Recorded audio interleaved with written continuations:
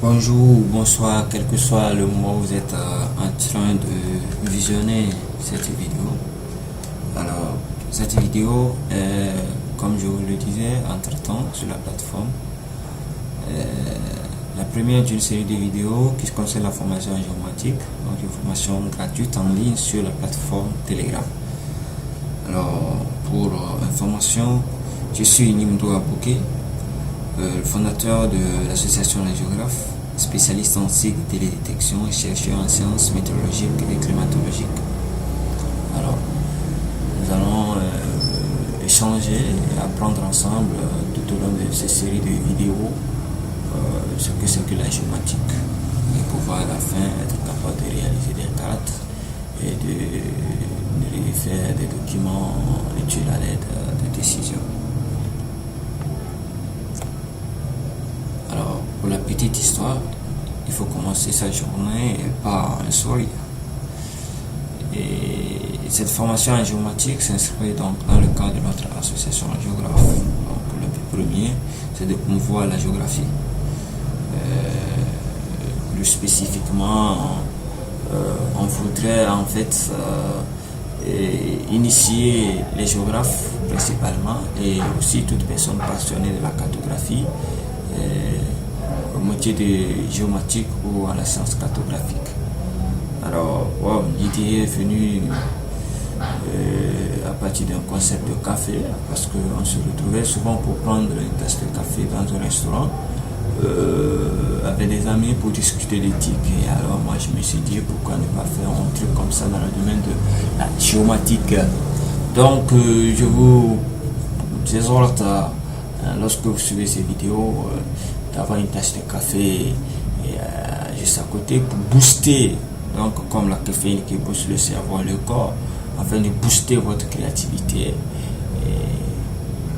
Et j'espère qu'à la fin de cette vidéo, vous saurez aimer le café comme moi, et ainsi, comme le café, vous pourrez booster votre communauté avec vos compétences que vous allez acquérir ici en tant que cartographe. Et le café n'est pas obligatoire, mais c'est intéressant le café, c'est moi qui vous le dis. Mais ne le prenez pas après midi, c'est mauvais pour la santé. Bien. On va pas toujours sourire dans ce tuto comme lui quand même. Alors le programme de formation, en rentrant nous allons voir la notion de cycle, nous allons voir les notions de géodésie, nous allons faire une présentation sur le Quantum GIS, connu sous le nom de QGIS. Nous allons apprendre à rechercher et ajouter les données dans QGIS, faire le géoréférencement, avec coordonnées raster, calé ou shapefile. Nous allons apprendre à faire la numérisation et à traiter un peu de la topologie, faire des requêtes SQL de base par sélection attribut géométrie. Ensuite, nous allons aborder le calcul et la gestion des champs, faire des jointures, d'accord, spatiales, attributaires, et aborder une notion très importante et intéressante, notamment l'analyse spatiale, que souvent les gens assimilent à la géomatique, mais c'est une science quand même, elle est aujourd'hui une sorte de science différente. Donc nous allons faire l'analyse spatiale par opération sur les vecteurs, opération sur les rasters, croisement vecteur versus raster. Et en finalité, nous allons apprendre à représenter ces différentes données, donc des signes, des données, surtout les données quantitatives, discrètes comme continues. Nous allons faire la mise en page cartographique et nous allons aussi aborder quelques notions d'automatisation du traitement qui sont très importantes pour automatiser certaines tâches qu'on perdrait des semaines voire des mois ou années à faire et compte tenu ou par rapport au projet qu'on est en train de gérer. Donc nous allons faire l'automatisation par l'eau, par le graphical modeler et avec des scripts Python. Alors je vous exhorte donc à aller vers la cyclopédie du siècle, ou je dirais le plus sage de la planète. Bien sûr, la planète aujourd'hui, notamment l'internet avec le moteur de recherche Google, ou pour ceux qui ont tort ou consorts, et afin de voir qu'est-ce que c'est que Python. Donc c'est un langage de programmation, afin de juste de lire, de prendre connaissance, tout simplement. On ne va pas devenir des programmeurs. Bien, la table des matières, ce n'est pas les mignons, même s'ils font vraiment rire. Elle touche les chapitres que nous allons aborder, parce que j'ai essayé d'organiser le contenu en chapitres. Alors, en premier lieu, nous allons voir les définitions. En deuxième lieu, les données contenues dans un signe. Ensuite, en chapitre 3, nous allons voir l'utilité des applications du signe. Et en dernière position, nous allons voir la géodésie, qui est une science très importante, un sous-bassement pour la géographie et la géomatique aussi. On ne peut pas avoir de géomatique sans géographie, et la géographie ne peut pas être dissociée de la géographie. En fait, la géodésie est une science peu géographique. Bien, nous allons maintenant aborder le chapitre 1. La géomatique. Qu'est-ce que c'est? Ah non, la géomatique, c'est pas le derrière des millions. La géomatique est l'ensemble des techniques de traitement informatique des données à référence spatiale ou des données géographiques. Elle regroupe, je dirais, donc les outils et méthodes permettant l'acquisition et saisie de données, le stockage de données, le traitement et la diffusion de données à référence spatiale. Ce sont les fonctionnalités d'un cycle. Donc, indispensables à son fonctionnement. Les fonctionnalités ont une étroite relation avec les composants d'un cycle. Alors, qu'est-ce qu'un cycle? Alors, un SIG est un système permettant de gérer des informations localisées géographiquement. De manière simple, un SIG est un système d'information géographique. C'est un système composé, de données, de logiciels, de matériel informatique, savoir-faire et d'utilisateurs, comme vous avez vu sur l'image qui est déjà passée. Souvent par abus de langage, un SIG signifie souvent un logiciel. Bien. Chapitre 2, nous allons aborder la notion de données. Dans un SIG, les données sont organisées sous forme de couches superposables. On distingue généralement deux grands types de données que sont les vecteurs en 1 sur notre vidéo, les rasters, et à ces deux types de données on associe les métadonnées. Alors, les vecteurs. Les données vecteurs se définissent uniquement par des coordonnées. On distingue des données vecteurs du type point, ligne et polygone. Et un point sera défini par un couple de coordonnées x, y. Une ligne ou un polygone par des coordonnées de leur somme. Une couche vecteur sera soit de type point, soit de type ligne, soit de type polygone. Comme ça.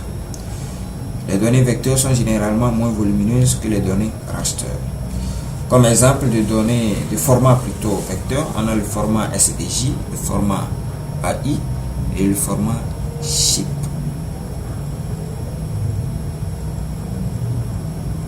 On a aussi le format tab si vous voulez.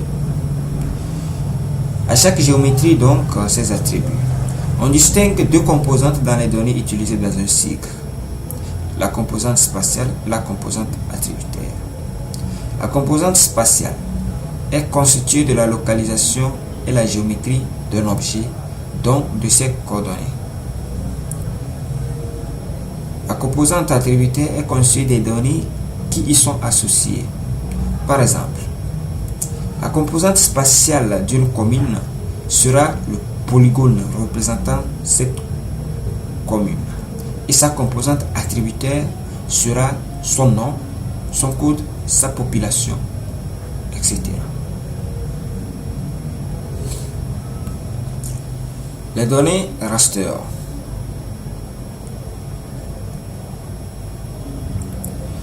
Les données raster ou images sont constituées de pixels. Donc en zoomant sur un raster, on finit par distinguer des petits carreaux. Ce sont les pixels. Chaque pixel possède une valeur correspondant, par exemple, à sa couleur ou à son altitude. Un raster est caractérisé par la taille d'un pixel ou résolution.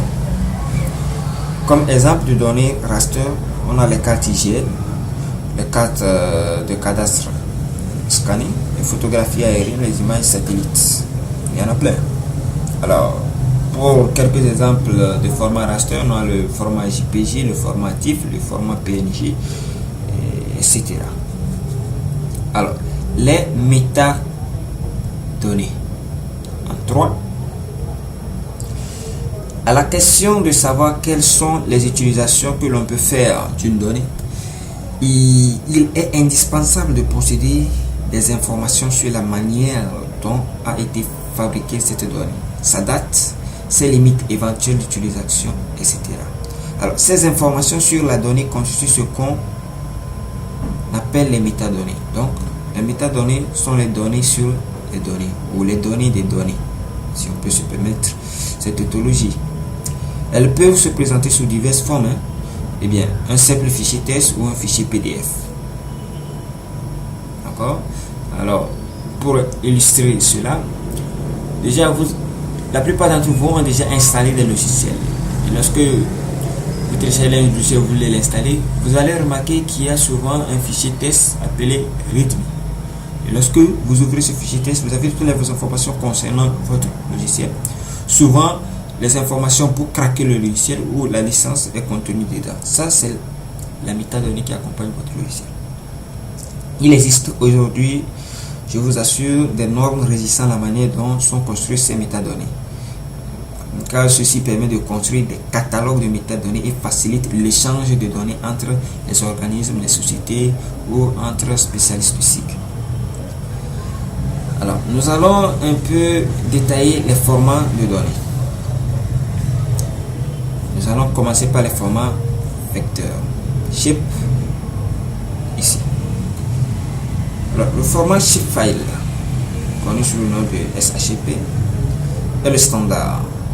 Il a été créé par Esri France, l'auteur notamment du logiciel ArcGIS. Ce format est aujourd'hui l'un des standards du SIG et est couramment utilisé par les logiciels libres de SIG. Alors, un fichier SHP est en fait composé de plusieurs fichiers, dont 3 sont obligatoires. Le SCHP qui contient les informations spatiales, le DBF, les informations attributaires, et le SHIS, le fichier d'index. Le format DBF impose certaines limitations pour les noms de colonnes, notamment un maximum de 10 caractères. Donc, il faut souvent éviter les accents. C'est très important pour la manipulation de QGIS dans la suite de cette formation. Alors, le 4e fichier est aussi bien utile. Il s'agit du PRJ qui contient le code du système de coordonnées et éventuellement de la projection. Notez bien, pour que le shapefile s'ouvre correctement, tous ces fichiers doivent avoir exactement le même nom.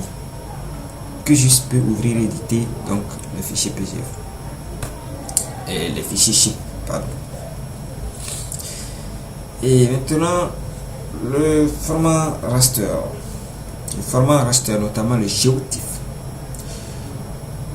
Le format raster GeoTIFF est un cas particulier de format TIFF. Et en effet, les TIFF utilisés dans les sigles possèdent des informations en plus par rapport au TIFF classique. Ces informations sont entre autres les coordonnées de l'image. D'autres fichiers peuvent être associés à un raster, notamment un QML qui sauvegarde le mode de représentation du raster, le AUXICML étant un fichier parfois présent qui sauvegarde les statistiques et parfois le système de coordonnées de l'image. Il permet d'accélérer l'affichage et certains traitements. On a aussi le TFW, souvent appelé ce fichier stocke les coordonnées de l'image et la taille de pixels. Voilà, passé, je dirais,